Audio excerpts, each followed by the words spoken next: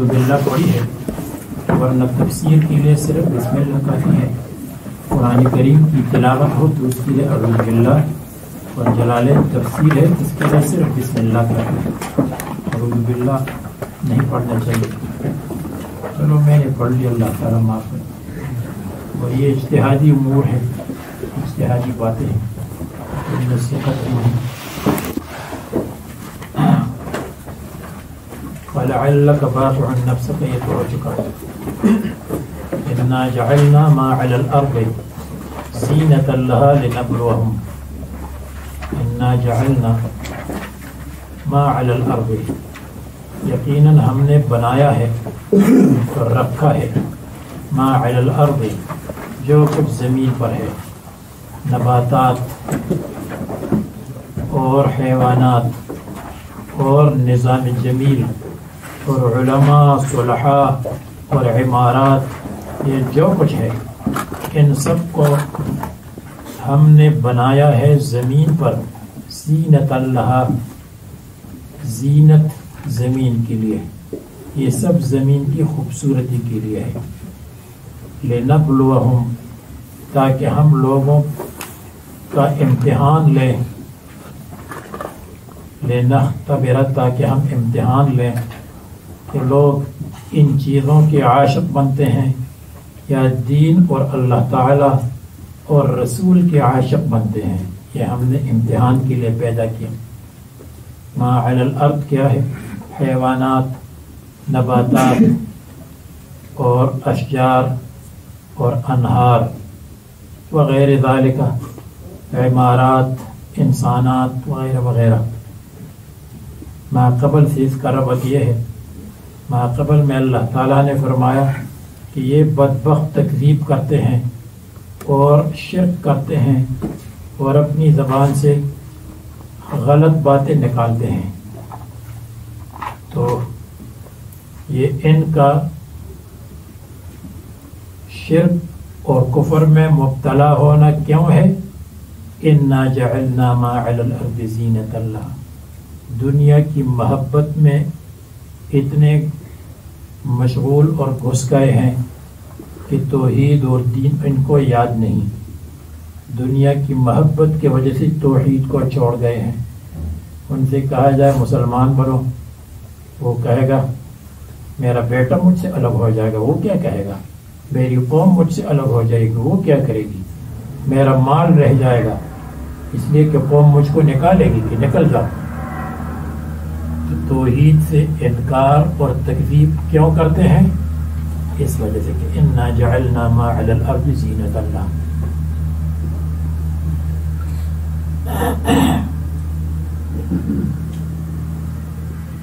لنبلوہم لنختبر الناس، تاکہ ہم لوگوں کا امتحان لیں. اگر کوئی اشکال کرے امتحان تو وہ لیتا ہے جس کو معلوم نہیں، جس کو معلوم ہے تو اس کو امتحان لینے کی ضرورت کیا؟ جواب لنبلوہم، تاکہ ہم ظاہر کریں. اللہ تعالیٰ کو تو سب کچھ معلوم ہے، لیکن امتحان لیا یعنی ظاہر کیا. ناظرین الی ذالک، ایسے حال میں کہ ہم دیکھ لیں. ناظرین الی ذالک، ایسے حال میں کہ لوگ دیکھتے ہیں. الی ذالک، اس دنیا کی طرف، دنیا کو دیکھتے ہیں. یا یہ صحیح نہیں ہے، بلکہ پہلا معنی ٹھیک ہے. ناظرین الی ذالک، تاکہ ہم دیکھ لیں. الی ذالک، اس کو. الی ذالک، انسان کو. ایہم احسن عملا، کہ ان انسانوں میں کون سا اچھا ہے عمل کے اعتبار سے، تاکہ ہم دیکھ لیں. الی ذالک، انسان کو. ایہم، کہ انسانوں میں کون اچھا عمل. معلوم ہوا کہ اللہ تعالیٰ کے ہاں کوالٹی کو دیکھتے ہیں، کوانٹیٹی کو نہیں دیکھتے. کون احسن عملہ ہے، یہ نہیں فرمایا کون اکثر عملہ ہے. عمل کی کثرت مطلوب نہیں، عمل کا حسن مطلوب ہے. یہ ناظرین الی ذالک میں اشارہ کیا کہ ایہم احسن عملہ حال ہے، ایسے حال میں کہ ہم دیکھ لیں کہ کس کا عمل اچھا ہے. عملا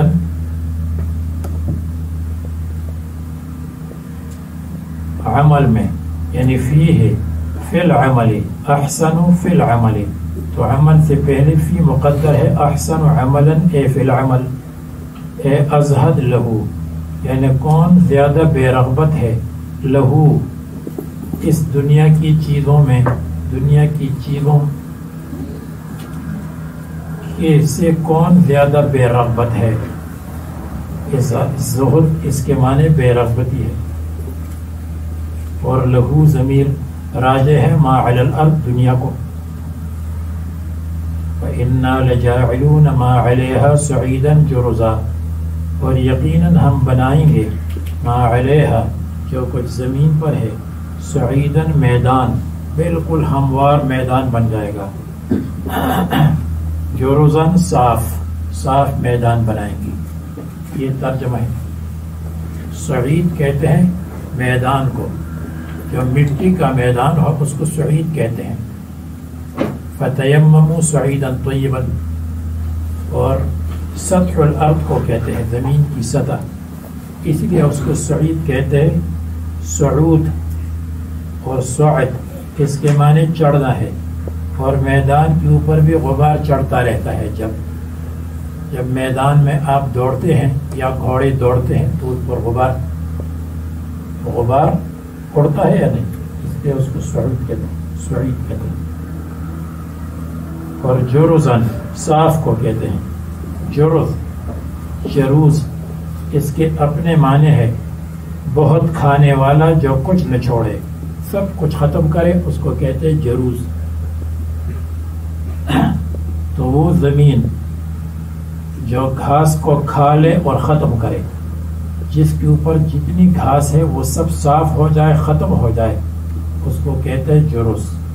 اِنَّا نَسُوقُ الْمَاءَ إِلَى الْأَرْضِ الْجُرُزِ، ہم زمین پانی کو چلاتے ہیں إِلَى الْأَرْضِ الْجُرُزِ، اس زمین کی طرف، الجرز جو زمین صاف ہو، بغیر گھاس کے ہو، جس نے گھاس کو ختم کیا ہو، اس کو کہتے ہیں.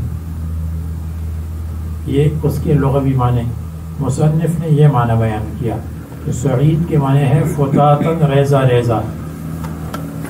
جو زمین کی اوپر نباتات ہے ہم ان کو کیا بنائیں گے؟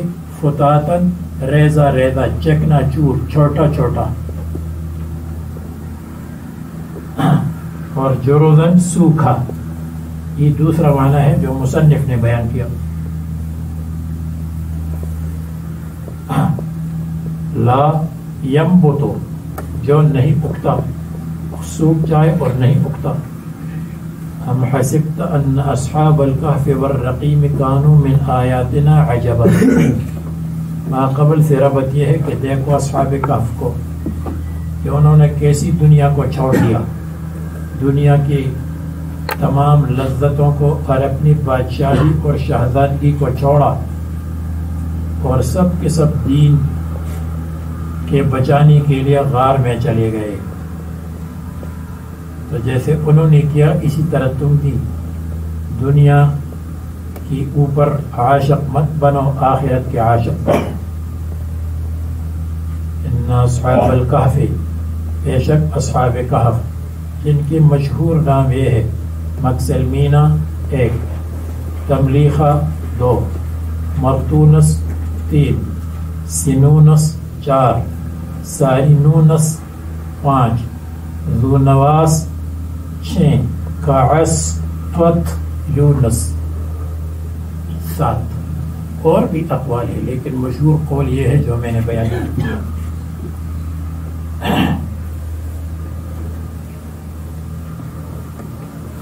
اصحاب کہف بعد شاہی خاندان کے لوگ تھے. جب انہوں نے دیکھا کہ لوگ غیر اللہ کی عبادت کرتے ہیں اور توحید کو چھوڑ گئے ہیں، اور انہوں نے دیکھا کہ لوگ حشر نشر کا اور قیامت کا انکار کرتے ہیں، تو انہوں نے آپس میں مشورہ کیا. یا پہلے نکلے بعد میں مشورہ کیا، یا پہلے مشورہ کیا کہ ہمیں یہ سب کچھ چھوڑنا چاہیے اور توحید پر چلنا چاہیے. بادشاہ کو جب پتہ چلا تو ان کو سمجھایا اور ان کو دھمکی دی، لیکن یہ نہیں سمجھے اور دھمکی کو قبول نہیں کیا، بلکہ آپس میں مشورہ کیا اور غار کی طرف گئے اپنے دین کو بچانے کے لیے۔ حدیث میں بھی آتا ہے ایک زمانہ آئے گا سب سے بہتر آدمی وہ ہوگا جو پہاڑ کی چوٹی پر جا کر اللہ تعالیٰ کی عبادت کرتا ہو، بھیڑ بکریوں کو لے کر، یا پھر وہ بدینہ من الفتن، فتنوں سے اپنی دین کو بچاتا، یہ آخری زمانے میں بہتر آدمی ہوگا۔ ام حسبت اے ظننت، کیا آپ نے گمان کیا؟ حسبت علمت کے معنی میں بھی آتا ہے، اس لیے ظننت تفسیر کے لیے کہ ظن مراد ہے، علم مراد نہیں۔ الناس اصحاب الکہف، کہ غار والے، ایک غار ہے جو تنگ ہو اس کو غار کہتے ہیں، جو وسیع ہو اس کو کہف کہتے ہیں۔ الغار فی الجبل، پہاڑ کے غار کو کہتے ہیں۔ اصحاب کہف والرقیم، اور اصحاب الرقیم۔ اصحاب رقیم کس کو کہتے ہیں؟ رقیم کے کئی معنی ہیں، جن میں سے ایک کو مصنف نے اختیار کیا۔ رقیم بعض کہتے ہیں وادی، جس وادی میں یہ لوگ رہتے تھے، بعض کہتے ہیں پہاڑ، جس پہاڑ میں غار واقع تھا، بعض کہتے ہیں قلب، بعض کہتے ہیں میدان، جس میدان میں یہ غار واقع تھا، بعض کہتے ہیں بلد، جس شہر میں یہ لوگ تھے، بعض کہتے ہیں اللوح المکتوب فیہ اسماؤہم، وہ تختی، جب یہ لوگ وہاں سو گئے تو بادشاہ نے ان کے نام لکھے، ان کا نسب لکھا کہ یہ لوگ گم ہو گئے ہیں، جن کو ملے تو وہ بتا دے۔ تو رقیم کے یہ معنی بہتر ہے، اس لیے کہ رقیم رقم سے ہے، رقم کے معنی کتابت، نشان لگانا۔ اللوح المکتوب فیہ، وہ لوح اور تختی جس پر ان کے اسماء لکھے تھے، ان کے انساب اور نسب لکھے تھے۔ رسول اللہ صلی اللہ علیہ وسلم سے ان کا قصہ پوچھا گیا، اس لیے یہ آیات اتری۔ آپ کو بتایا تھا رسول اللہ صلی اللہ علیہ وسلم سے روح کے متعلق، اصحاب کہف کے متعلق، ذوالقرنین کے متعلق 3 سوالات ہوئے۔ ان 3 سوالات کے بارے میں 2 قسم کی حدیثیں ہیں۔ ایک حدیث میں آتا ہے کہ عتبہ ابن ابی معیط اور نضر ابن حارث، انہوں نے مکہ مکرمہ میں مدینہ منورہ یہود کے پاس کسی کو بھیجا کہ آپ ہمیں سوالات دیں تاکہ ہم رسول اللہ صلی اللہ علیہ وسلم سے وہ سوالات کریں اور وہ جواب نہ سے دے سکیں اور فیل ہو جائے۔ دوسری روایت جو بخاری میں ہے، عبداللہ ابن مسعود رضی اللہ عنہ فرماتے ہیں میں مدینہ منورہ میں رسول اللہ صلی اللہ علیہ وسلم کے ساتھ تھا، ایک یہودی آیا اور انہوں نے یہ 3 سوال کیے۔ یہ واقعہ مکہ کا ہے یا مدینہ کا ہے؟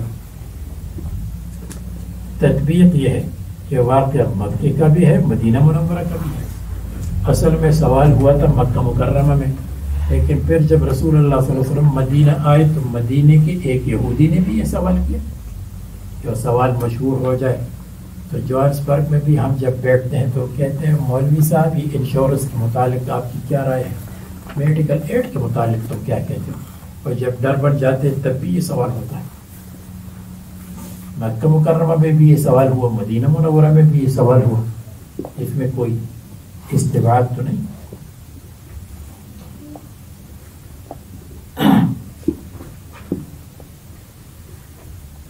اصحاب کہف کانوا من آیاتنا عجبا، کیا آپ کا گمان ہے کہ وہ تھے اپنے قصے میں عجبا، عجیب و غریب لوگ، من آیاتنا، ہماری نشانیوں میں سے، نشانیوں میں سے وہ سب سے عجیب نشانی والے تھے. کیا آپ کا گمان ہے کہ اصحاب کہف کا واقعہ سب سے زیادہ عجیب واقعہ ہے؟ حالانکہ یہ واقعہ سب سے زیادہ عجیب واقعہ نہیں ہے، اس کے علاوہ اور بھی بہت عجیب عجیب واقعات ہیں. مثلا معراج کا واقعہ رسول اللہ صلی اللہ علیہ وسلم کو پیش آیا. معراج کا واقعہ ہوا، یہ عجب ہے. رسول اللہ صلی اللہ علیہ وسلم کی دوسرے معجزات یہ اعجب ہے، وہ بھی اعجب ہیں. تو یہ واقعہ اعجب نہیں ہے، اس کے علاوہ اور واقعات بھی عجیب عجیب ہیں.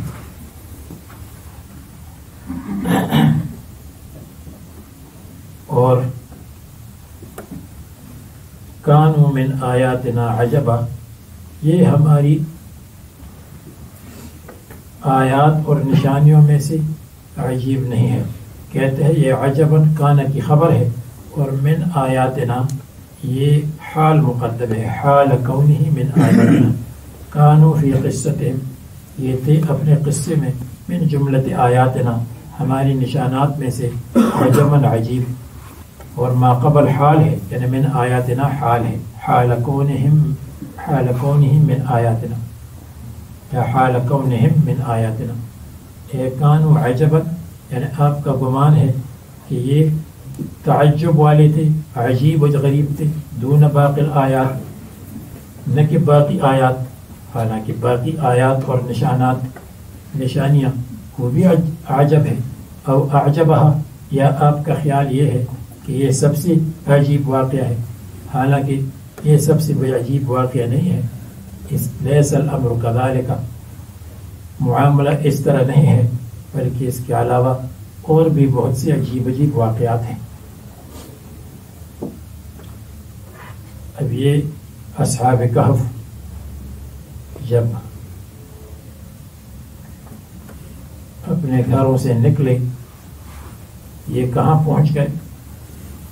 اول فتیۃ الی الکہف، جس وقت اول فتیۃ جگہ لی، الفتیۃ نوجوانوں نے، فتیۃ فتی ان کی جمع ہے، جس کے معنی ہے کامل جوان.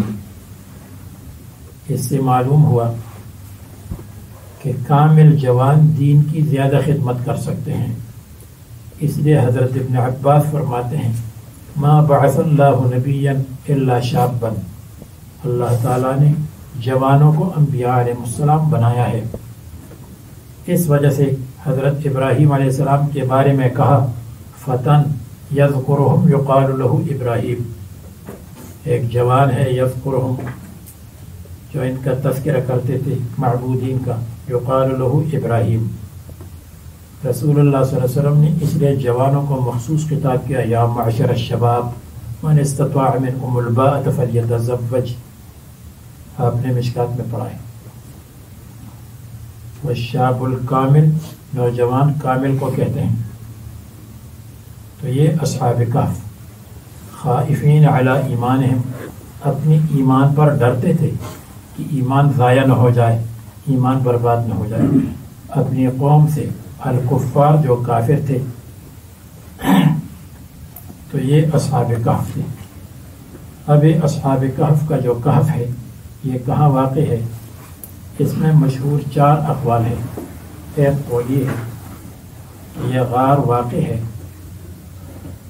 لوشا نامی جگہ میں، لوشا جو غرناطہ کے قریب ہے اسپین میں.